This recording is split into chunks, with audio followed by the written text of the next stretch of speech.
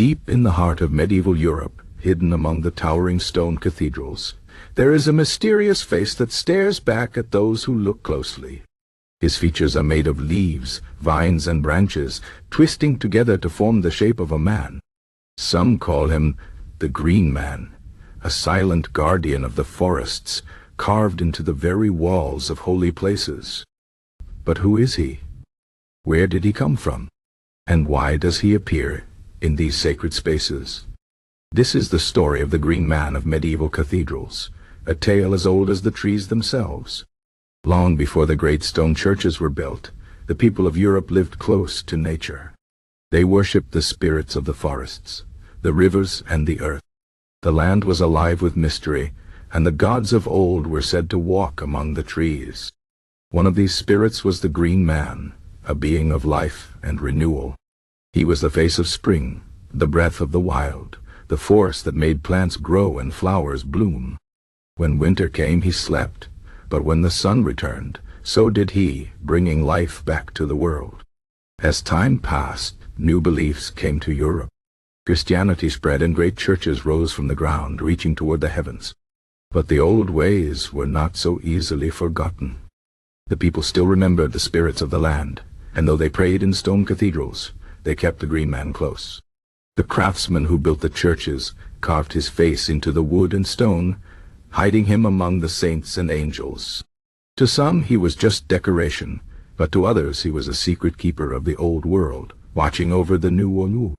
The Green Man appears in many forms.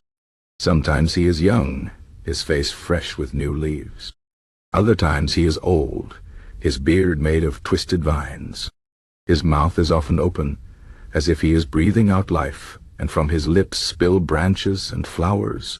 He hides in corners, above doorways, even high on the ceilings where few will see him. But once you know his face, you start to find him everywhere. There are many stories about who the Green Man truly is. Some say he's a memory of ancient gods, like the Celtic Cernunnos, the horned lord of the forest. Others believe he is a symbol of life itself, a reminder that even in the holiest places nature is always present. There are darker tales too, whispers that the Green Man is not just a bringer of life, but also a guide to the world beyond. Some say that those who look into his eyes too long can hear the voices of the trees, or even see the spirits of the dead walking in the shadows of the forest. One old legend tells of a monk who lived in a monastery near a deep, dark wood. The monk was a kind man, but he feared the wild places, believing them to be full of evil. One night as he prayed in the chapel, he saw a face in the carvings, a face made of leaves, watching him. Night after night the Green Man appeared in his dreams, calling him into the forest. The monk resisted, fearing temptation, but the call grew stronger. At last he stepped beyond the monastery walls and walked among the trees. There he found no demons, but peace. The Green Man had shown him that God's creation was not to be feared, but cherished. Another tale speaks of a village suffering from a terrible drought. The crops withered, the rivers dried, and the people prayed for rain.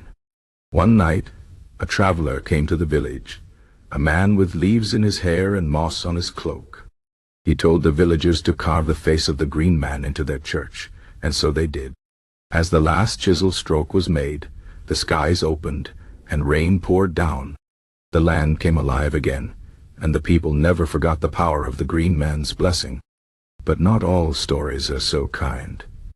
In some villages, it was said that the Green Man could be vengeful.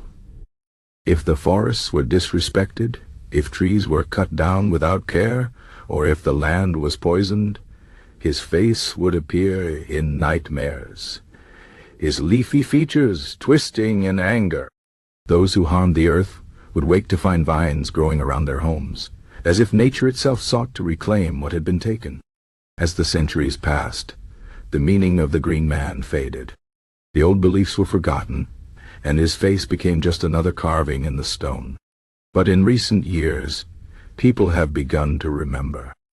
They see in him a connection to the earth, a reminder that we are part of nature, not apart from it. In a world of concrete and machines, the Green Man whispers of older truths. that life is a cycle, that growth and decay are part of the same story, and that the wild places still hold mysteries we may never fully understand. So the next time you walk into an ancient cathedral, look closely at the stone. Search the shadows, study the carvings. You may find him there watching silently, the green man, half hidden but never gone.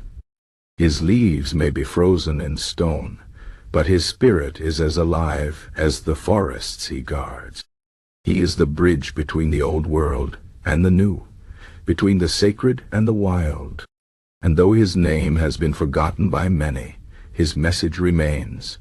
Life endures even in the heart of stone.